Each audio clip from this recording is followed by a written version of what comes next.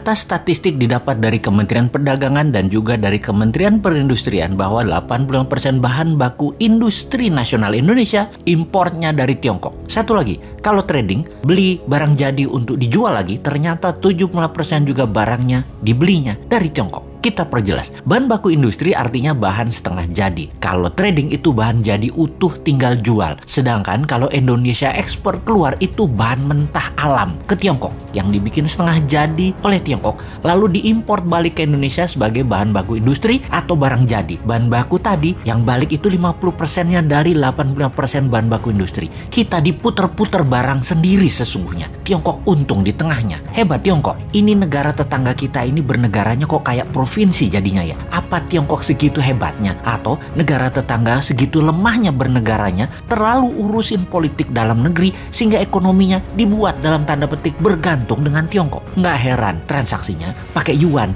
Baru ngeh saya juga. Multi currency atau mata uang yang berlaku di banyak negara seperti yen, dolar, dan euro memang tidak diperlukan kalau kayak gitu. Ya itulah kenapa istilah provinsi itu muncul. Timur-timur nih, kalau Newman yang pegang mandat, 95% kebutuhan negaranya tergantung rupiah dan barang dari Indonesia. Jadi tanpa perlu diintegrasi penyatuan kembali Timur-Timur ke wilayah Indonesia, ya Timur-Timur sudah jadi provinsi lagi. Sama seperti Gajah Mada menyatukan Nusantara juga bukan pakai military approach, tetapi pakai economic approach, pakai emasnya Majapahit. Atau istilah ini adalah semua dalam buku Akademi Militer namanya kolonialisasi 5.0, seperti yang dilakukan oleh Tiongkok. Kolonialisasi 5.0 pakai yuannya Tiongkok. Itu adalah economic approach. Negara tetangga itu jadinya ya kalah diplomasi, kalah strategi, kalah ekonomi, puncaknya ya kalah kedaulatan. Hal ini tanpa perlu menurunkan bendera merah putih diganti dengan merah bintangnya, ya sudah takluk jadi provinsi juga. Jadi apa kata Beijing deh seakan-akan. Tapi sekali lagi, untung masyarakatnya dibuat apatis nasionalismenya, nggak ngerti kedaulatan, nggak ngerti nation right. Kalau paham sudah biar tuh pejabat yang paling serba bisa itu. Saking baiknya atau nggak ngertinya bernegara pejabat puncaknya di negara tetangga tersebut, ada pejabatnya terbukti meletakkan uang di Pandora Papers aja nggak diapa-apain. Walau kalau ditanya nggak tahu duit dari mana tuh dapatnya pejabat itu. Pejabat loh ya. Rakyatnya kalau udah hal gini cuek. Mungkin sudah kadung cinta dan sudah kadung kena propaganda otaknya oleh ribuan buzzer bahwa anti pemerintah itu pasti kadrun yang kena radikalisme Timur Tengah. Bosman bahkan dibilang kadrun.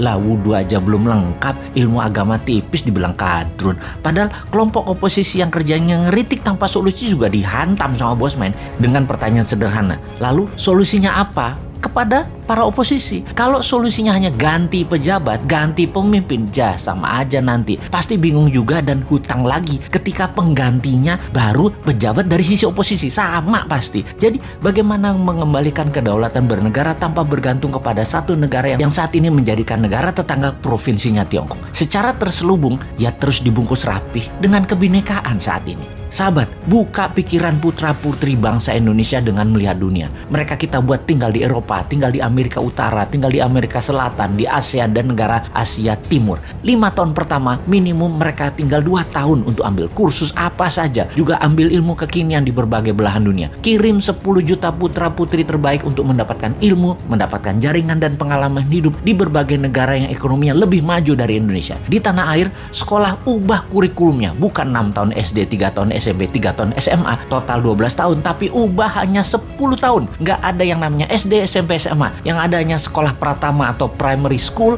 kemudian sekolah kejuruan, universitas, sekolah tinggi, akademi militer, kepolisian, dan lain sebagainya. Selesai sekolah pratama, maka ada wajib militer 2 tahun. Secara teknis, wajib militer selesai dulu, baru 10 juta putra-putri terbaik ini dikirim ke luar negeri dalam 5 tahun ke depan. 10 tahun ke depan, tambah lagi, ada 20 juta putra-putri terbaik ini memiliki nasionalisme yang kuat, berpikir terbuka, pandai, dan membuat banyak perubahan di tanah air tercinta ini hingga menjadi negara berdaulat utuh adalah karena pengalaman mereka selama mereka belajar dan melihat dunia. Itulah bekal untuk Indonesia emas di tahun 2045 versi Newman. Kita tantang yang lainnya, konsepnya mana? Jangan cari populer jual tampang dan kegiatan pakai anggaran Pemda dan anggaran negara dong. Modal sendiri tanpa jabatan, tanpa anggaran pemerintah kalau bisa.